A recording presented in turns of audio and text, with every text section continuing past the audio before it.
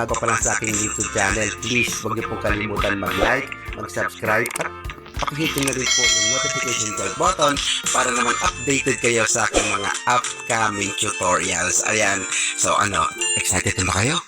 Okay, i-reveal ko na guys. In 3, 2, 1. Ang first website guys ay ang mixkit.co. Kung nakikita nyo guys, meron dito nakalagay na free assets for your next video project. Okay? So, kung nakikita nyo, pwede kang mag-search dito. Meron din silang mga videos for vertical, YouTube, time-lapse, romantic. So, depende kung ano yung niche ninyo or niche ninyo, pwede itong gamitin guys. 100% royalty-free footages, mga images, and video clips na pwede natin gamitin sa paggawa ng ating videos. Okay? So, yan guys, pwede ka mag-search dito. Kung yung niche mo ay more on cooking, so lagay ko ito, cooking.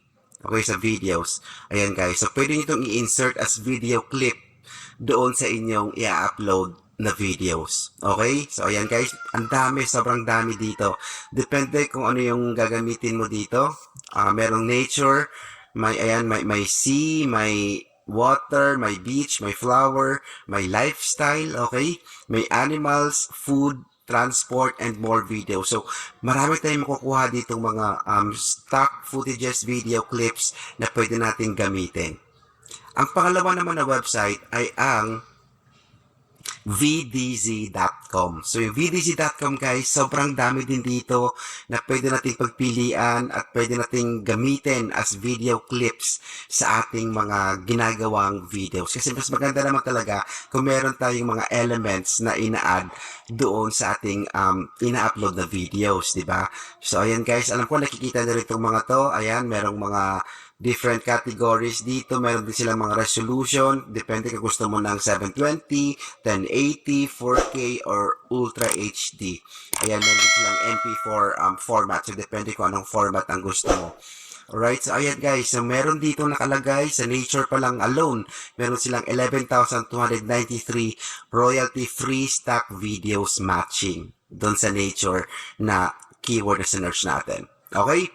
Ang pang-third naman natin ay ang Pexels. Alam ko marami nang gumagamit itong Pexels.com na to, okay? So, meron dito pwedeng may photos, videos. Actually, mas madalas dito akong kumukuha sa Pexels.com.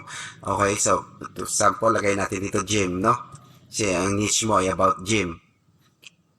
So, ayan guys, sobrang dami. Marami kang mga pagpipilian dito kung ano yung gusto mong ilagay. Normally, nakikita ko to sa mga motivational videos, no? Yung itong mga gym na yan. Ayan. Meron ditong photos. May 6,500 photos, free photos na pwede natin gamitin under gym. Okay? Meron ditong, kung mahilig ka naman din sa nature, okay, so pwede mo itong i-add guys, mga video clips na to, royalty free, ibig sabihin, hindi pa tayo makaka-copyright dito. Ayan, may mga waterfalls, may nature na may water, ayan, may mga ilog-ilog something, may beach, okay, so may cloud, sea of clouds, and marami pang iba. Okay, so isa dito guys, reliable to itong Pexels.com. Ang pang-fourth naman natin ay ang vdivo.net. Okay? So, sa vdivo.net guys, pwede natin gamitin itong mga stock video footages nila na nandito. Let's say, kung more on animals naman yung niche mo, pwede kang kumuha dito ng mga stock footages, video clips and images, no? Na pwede natin gamitin doon sa videos natin. Ayan guys, sobrang dami. Okay? Sobrang dami dito. Ang next naman natin ay ang Pixabay. Okay, yung Pixabay.com. So, nakalagay dito, stunning royalty-free images and royalty-free stock. Okay, so meron ditong under all images, merong photos, vectors yung gusto mo, and then videos. Okay, so let's say, pili tayo dito, gusto natin ng mga videos ay, let's say, tech or technology. Ayan guys, so itong mga to, pwede natin nakalagay royalty-free videos. Pwedeng gamitin to guys, 100%. Hindi po tayo makaka-copyright. Okay? So yan guys, sobrang dami. So mamili lang tayo kung anong gusto natin. And then pwede na natin itong i-download yung mga videos na to at gamitin sa ating videos as our video clip element. Okay?